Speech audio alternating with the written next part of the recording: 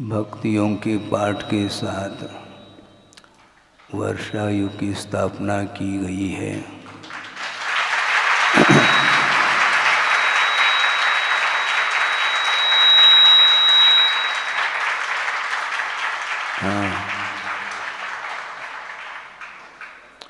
ये संकल्प लिया गया है कि अब जब तक वर्षायुग का निष्ठापन न हो तब तक के लिए ये संकल्प है। और विशेष परिस्थिति के अनुरूप चारों दिशाओं में कुछ दूरी को लेकर के जाने आने का भी प्रसंग आ सकता है। कुछ विशेष बाधा अधिक उपस्थित हो जाती हैं, तो इसके लिए आगम की आज्ञा भी है। और वैसे देखा जाए तो ये जबलपुर बहुत बड़ा शहर है, किलोमीटरों में ये बसा हुआ है और दूरी की अपेक्षा से भिन्न भिन्न कॉलोनी भी इसके लिए रखी जा सकती है। और यहाँ पर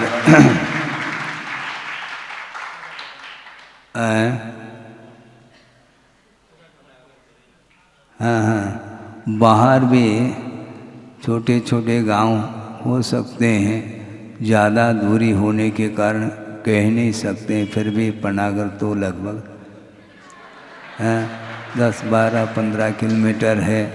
बरेला भी है, इधर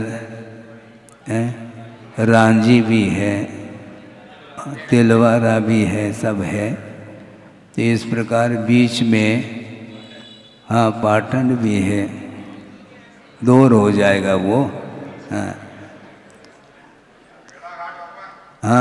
वो अभी तो घाट के भीतर रहो, अभी घाट की बात मत करो। तो वर्षा युग की जो स्थापना की जाती है, इसका महत्व अपने आप में अलग है। वैसे योग की अपेक्षा से अभ्रावकाशन योग, जिसको शीत योग बोलते हैं, ग्रीष्मावकाश योग है, 2-2 महीने के ये हो सकते होते हैं। इसके अलावा वर्षा योग में विशेष जो है यह एक स्थान पर रहने का प्रावधान आगम में आया है।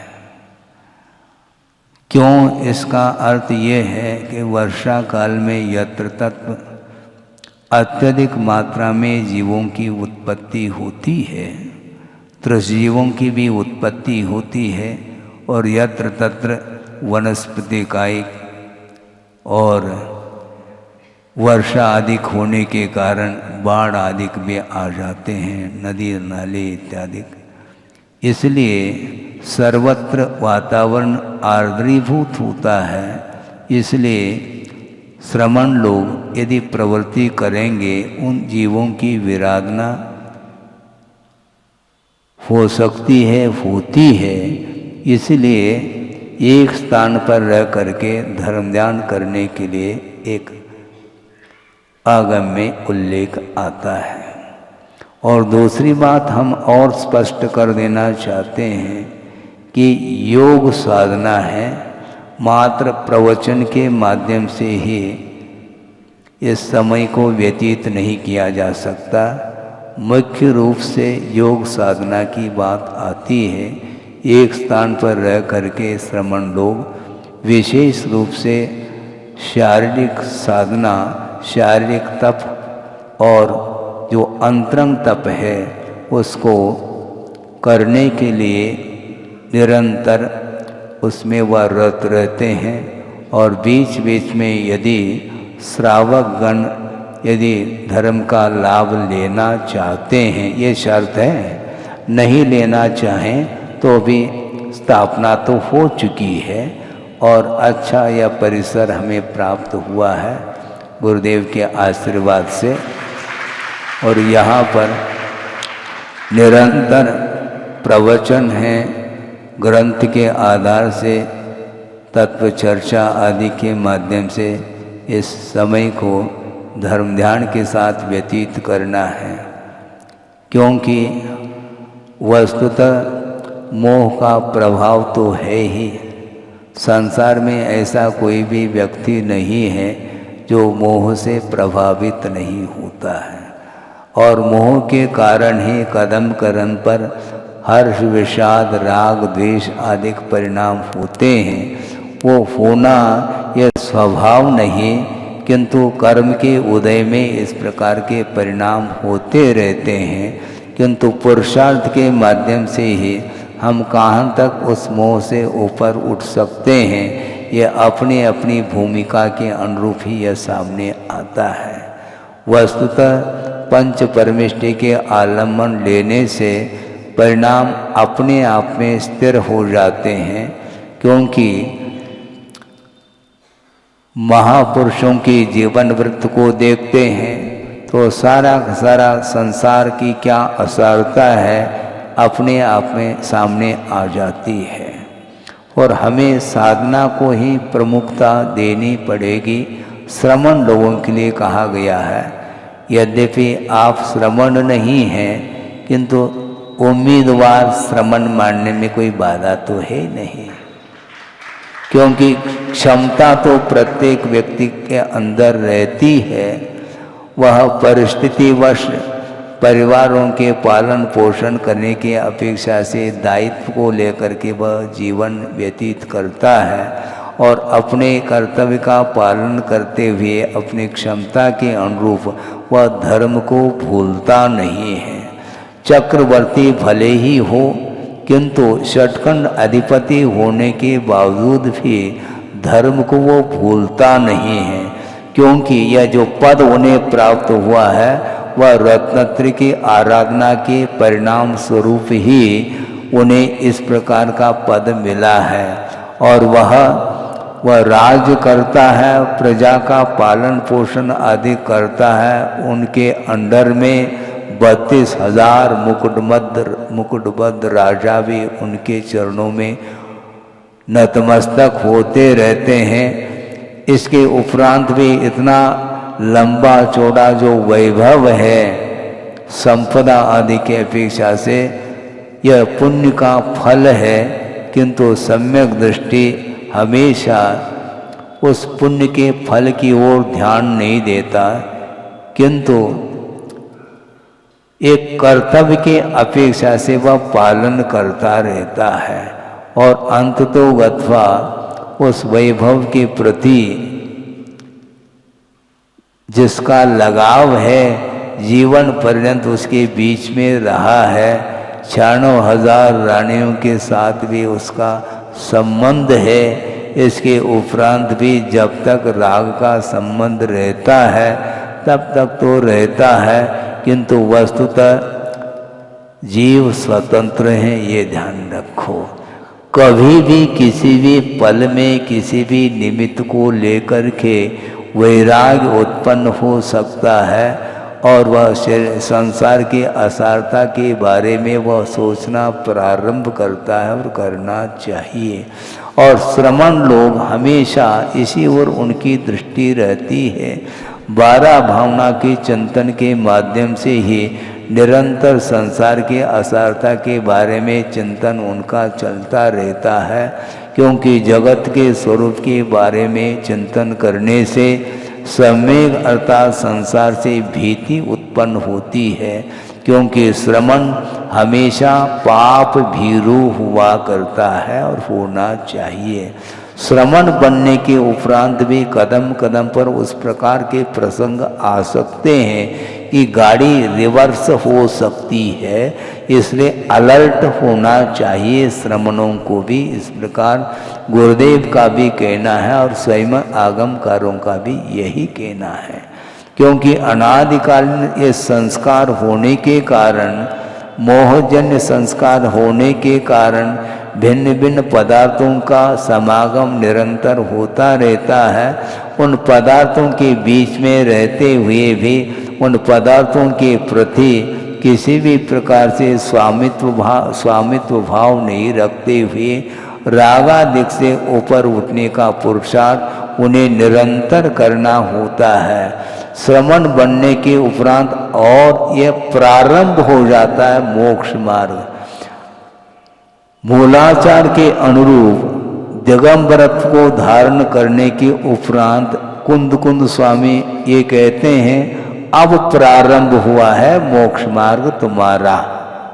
हाँ, जब तक परिग्रह का विमोचन नहीं करते हैं तब तक परिग्रह के विमोचन के त्याग के बारे में उपदेश देते हैं और दिगंबरत्व अंगीकार करने के उपरांत उसके आधार से अंतरंग साधना के माध्यम से बाहरी पदार्थों के प्रति जो हमारा लगाव है वह लगाव भी छूट जाए, इसलिए अंतरंग साधना की आवश्यकता पड़ती है। मन को संयत बनाने के लिए निरंतर साधना की आवश्यकता होती है। हम 2-5 मिनट के लिए मान लो साधना के माध्यम से मन को संयत बनाया भी जा सकता है, किंतु 2-5 मिनट के लिए संयत हो सकता है, पुनः वापस उसका वह स्वभाव है। जैसे उदाहरण ये है, एक श्वान होता है, कुत्ता होता है, हाँ होता है, उसकी पूंछ को देखा है आपने, एस का आकार रहता है, वो सीधा नहीं रहता, उसमें वक्रता रहती है और उस पूंछ को अच्छे ढंग से मालिश करते रहो, और मान लो उसको एक प्रकार से पाइप में उसको डाल दो, वह सीधा हो जाए आप कह सकते हैं, किंतु 4-6 महीने के उपरांत भी यदि मान लो उसको उस पाइप से निकाल दो, पुनः एस बोलता है वो। उसकी जो आदत है वह जाती नहीं है। इसीलिए अपने मन को स्थिर करने के लिए बहुत पुरुषार्थ करने की आवश्यकता है, निरंतर पुरुषार्थ, उसमें अंतर नहीं है। यहाँ तक कि आचार्य कहते हैं श्रवण की जो चर्या होती है, उनकी जितने भी आवश्यक क्रियाएं होती हैं, उसमें उन क्रियाओं को करते समय निरंतर वह आगम का आलम्बन लेकर के ही करता है। उनकी आहार की जो चर्या होती है, गुरुदेव का कहना रहा कि आहार चर्या करते समय भी उनके सामने मूलाधार दिखता है, ये ध्यान रखो। आहार करने के लिए आपके घर तक पहुंच गए तो वो घर का प्रभाव हो सकता है, नहीं होगा, क्यों? स्वामित्व नहीं है हमारा। आ गए और आहार की चर्या करते समय भी आगम को भूलते नहीं, वो वहाँ पर पूरी तरह से परीक्षा उसकी होती है। हाँ, मन में अनेक प्रकार के विकल्प संभाव्य है, किंतु उन सब को शांत करते हुए एक धर्म ध्यान के लिए अथवा रत्नत्रय के पालन करने के निमित्त को लेकर के आगम के अनुरूप एक बार वो आहार लेते हैं, किंतु अपने मन के अनुरूप नहीं लेते, रुचिवत नहीं लेते, किंतु विधिवत आहार संपन्न करते हैं वो। हाँ, विधिवत में और रुचिवत में अंतर आता है। गृहस्थ तो रुचिवत करता है क्या नहीं? बिल्कुल। मन के अनुरूप ना मिले तो फिर थाली फिक जाती है? और अपने पास थाली है, न लोटा है, न कटोरा, कुछ भी नहीं है, और वह करपात्र में आहार लेता है और जैसा मिलता है वैसा ही लेता है। उसमें किसी भी प्रकार से मन में भाव नहीं आ सकता, न कोई इशारा कुछ भी नहीं चलेगा, कोई संकेत नहीं है। थाली सामने दिख रही है, किंतु थाली की ओर दृष्टि नहीं रखते हुए करपात्र की ओर दृष्टि जाती है, और विधिवत वह आहार मौन के साथ वह दे करके आता है, और प्रतिक्रमण आदि करके वह पुनः सामयिक में लीन होता है। सोचो, विचार करो, ये सारी दुर्लभताएं हैं। श्रावक इस प्रकार की चर्चा करना चाहें तो उसके लिए संभव नहीं, फिर भी अपनी शक्ति के अनुरूप अनुव्रत आदि के माध्यम से भी अपने जीवन को संयम के साथ व्यतीत करने का पुरुषार्थ कर सकता है। मान लो नहीं भी हो तो भी सच्चे देवगुरु शास्त्र के प्रति श्रद्धा का भाव रखते हुए आस्था के साथ समर्पण भाव के साथ जो संयम का पालन कर रहे हैं उनके लिए योगदान देने का भी वह पुरुषार्थ करता है और करना चाहिए। आप सुन रहे हैं क्या? नहीं?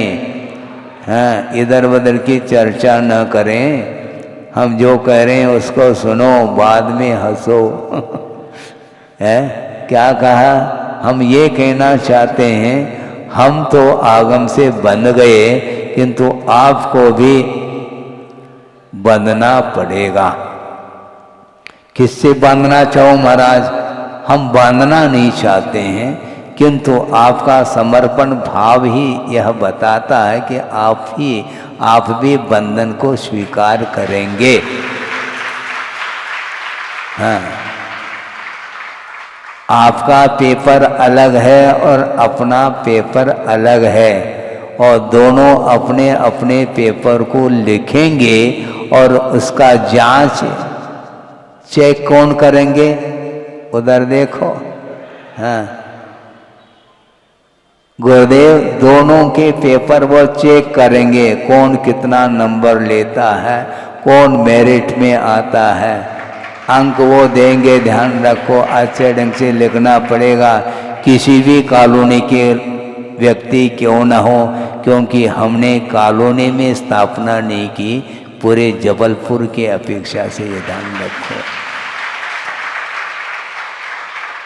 जबलपुर शहर का यह पुण्य का योग आया है, भले ही कोई न कोई स्थान चुनना पड़ता, ये बात अलग है, किंतु आप भी तो जबलपुर के कहलाते क्या नहीं?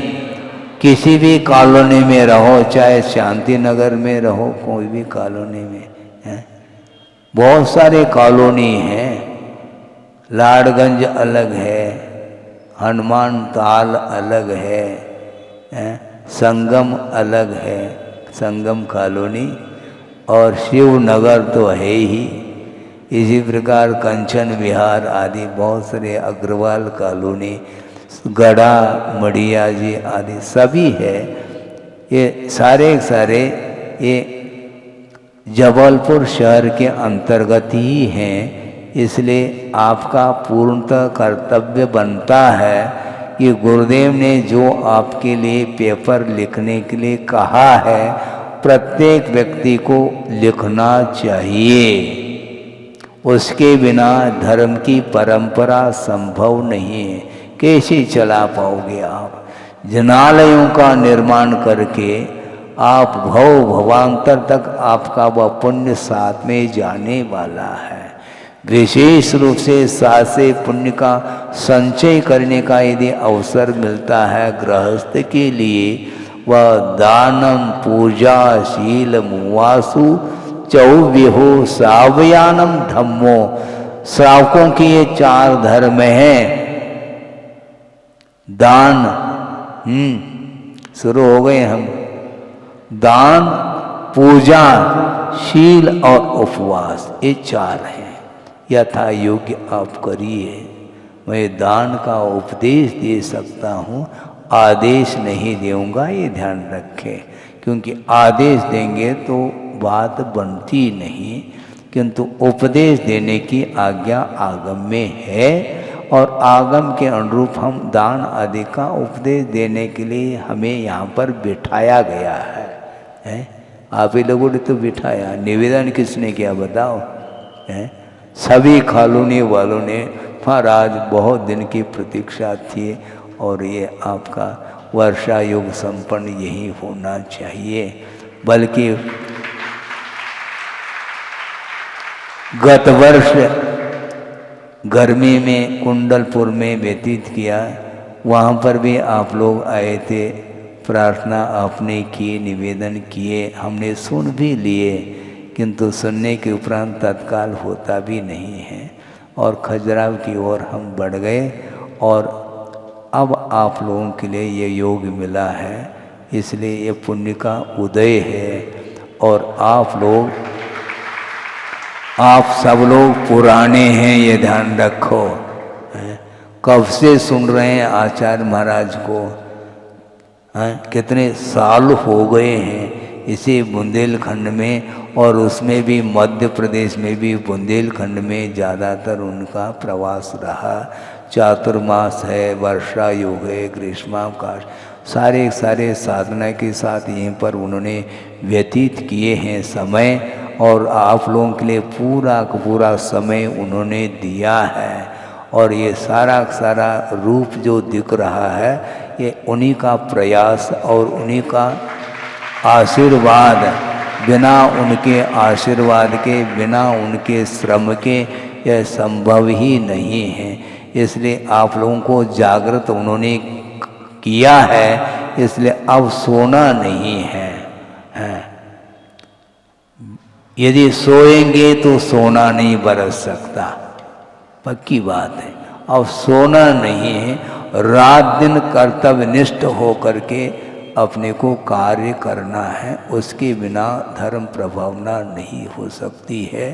संक्षेप में हमारा इतना ही कहना है कि वस्तुतः साधना के लिए अवसर मिला है श्रमणों के लिए, और श्रमण लोग साधना करते हैं तो उनके लिए जो भी योगदान बनता है सहयोग की अपेक्षा से, क्योंकि पहले भी प्रसंग के अनुरूप हमने कहा है कि जो रथ होता है उसके पहिए 2 हुआ करते हैं कम से कम। आप लोग तो 4 व्हीलर में जाते हो, किंतु धर्म रूपी रथ के 2 पहिए हैं, 200 की आवश्यकता नहीं है। और 2 पहिए हैं तो एक श्रमण धर्म और एक श्रावक धर्म के रूप में है। इसलिए श्रावक लोग मुनि की वैयावर्ती सेवा आदि के माध्यम से पुण्य का संचय करता है और अपने भविष्य को उज्जवल बनाने के लिए उसको अवसर प्राप्त होता है। संक्षेप में हमारा इतना ही कहना है कि अनंतानंद जीव इस संसार में है, सोचो विचार करो। एक छोटा सा प्रसंग मैं हर बार इस मौके पे सुनाया करता हूँ, पुनः उसको रिपीट कर रहा हूँ कि मुक्तागिरि की बात है। ग्रीष्म काल में पहुँच गए आचार्य महाराज, और चारों ओर पहाड़ आपने देखा होगा, आपने दर्शन किए होंगे। पहाड़ पर जितने भी पेड़ थे वह सारे सूखे हुए मिले, एक भी पत्ता दिखाई नहीं देता। पतझड़ हो चुका है, फूल फल तो बहुत दूर की बात है। वह लकड़ी के समान वो सारे पेड़ पहाड़ पर खड़े हैं, और ग्रीष्मावकाश व्यतीत होने के उपरांत वर्षा योग का भी योग वहीं पर बना, और 2-4 वर्षा, बस इतने में ही पूरा पहाड़ हरियाली से आच्छादित हो जाता है। सुनो, आप जो ताली बजा रहे हैं, ताली बजाने के लिए नहीं कहा जा रहा, प्रसंग जो सुनाया जा रहा है वो गंभीर विषय है। उन्होंने श्रमणों को संकेत देते हुए कहा, मूलाक्षर का स्वाध्याय चल रहा था, 91 की बात है, 91, और उस समय उन्होंने इशारा किया कि देखो ये जो हरियाली है जिसको देखने के लिए जनता दूर दूर से आती है, किंतु इस हरियाली से अपन वहीं से आए हैं, ये ध्यान रखो। चारों ओर हरियाली है, अनंत जीव राशि है, निगूढ़ राशि, और 18 बार श्वास के 18 बार में वह जन्म मरण कर रहा है, अनंत दुख का संवेदन उसे हो रहा है। उस प्रकार के पर्याय से अपन निकल करके आए हैं। अब ये ध्यान रखो, ये मनुष्य पर्याय मिली है, उसके साथ साथ श्रमण पद को अंगीकार करने का भी अवसर मिला है। इतना पुण्य तुम्हारा है, अब इसका सदुपयोग करेंगे तो निश्चित रूप से श्रमण पद को अंगीकार करने की सार्थकता सिद्ध होती है। सोचो विचार करो। इसलिए चारों ओर जो हरियाली छाई है वो एकेंद्रीय जीव हैं, वो एक इंद्रिय जीव है, अनंत दुख का वो अनुभव कर रहे हैं और संसारी प्राणी को उस दृश्य को देख करके आनंद का अनुभव होता। सोचो विचार को, ज्ञान कहाँ चला जाता है, इसी को बोलते हैं विषय और कषाय, इसके माध्यम से। इसलिए दूर दूर तक क्या बोलते हैं उसको, शिमला है, शिमला, और ग्रीष्म काल में वहाँ पर चले जाते हैं। वातावरण कहाँ गए, नई गाड़ी खरीदी है और जम्मू कश्मीर, जम्बू द्वीप में उनको मन नहीं लग रहा, कश्मीर जाना चाह रहा है वो। हाँ, ये तो समस्या है। सोचो विचार करो, संसारी प्राणी क्या क्या सोचता है। और इसमें कोई दो मत नहीं है, केवल मनुष्य की ही बात नहीं करना चाहता हूँ कि जहाँ पर सागरोपम आयु है देवगण, वहाँ पर अकृत्रिम चैतन्य है, सारा सारा वातावरण बिल्कुल सुखद वातावरण है। इसके उपरांत भी कुछ ऐसे देव होते हैं इस द्वीप समुद्र में मध्य लोक में आकर के वो क्रीड़ा रत रहते हैं, देव्यंती क्रीडंती इति देवाः। वो क्रीड़ा करने के लिए उनके लिए स्थान पर्याप्त था, फिर भी बाहर जाने में आनंद अलग आता है। पिकनिक, घर में तो भोजन करते हैं प्रतिदिन, आनंद नहीं आता, किंतु टिफिन ले जाते हैं बाहर, वहाँ पर अनेक प्रकार के बाग बगीचे आदि में जा कर के वो आनंद लूटना चाहते हैं, जबकि वहाँ पर कोई भी आनंद नहीं। बाग बगीचे में रंग बिरंगे फूल खिले हुए हैं, सुगंधित वातावरण आपके लिए है, किंतु वो सुगंधि का अनुपान वह एक इंद्रिय जीव नहीं कर सकता। सुन रहे हैं आप, क्योंकि उसके पास नासिका नहीं है। उस गुलाब के जो फूल है उसका जो उसकी गंध और उसका जो वर्ण, उसके पास आंखें है ही नहीं। वो गुलाब का फूल है, बहुत मुलायम है, लेकिन आपके लिए सब कुछ है, उसके लिए कुछ भी नहीं है। और वह निरंतर दुख का अनुभव कर रहा है, और वह संसार प्राणी वहाँ पर जाकर के सुख का अनुभव करना चाहता है। ये मोह का परिपाक है, ज़्यादा समय न हो, इसलिए संक्षेप में हम इतना ही कहना चाहते हैं। अब निरंतर जो भी जितना समय मिलेगा वो आपके लिए थोड़ा थोड़ा, ज़्यादा समय तो हम दे नहीं पाएंगे।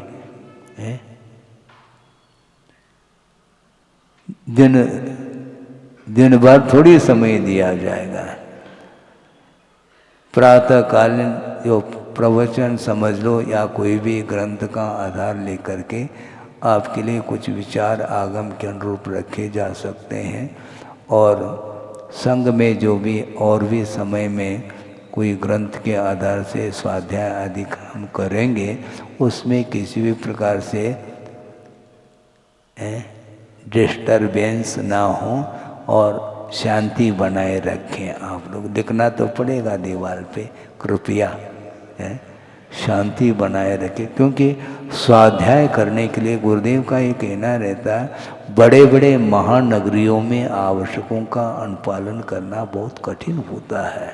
जो दिल्ली है, कलकत्ता है, बॉम्बे है आदि आदि, ऐसे नगरों में कोई भी अपने आवश्यक शांतिमय वातावरण के साथ संपन्न नहीं हो सकते।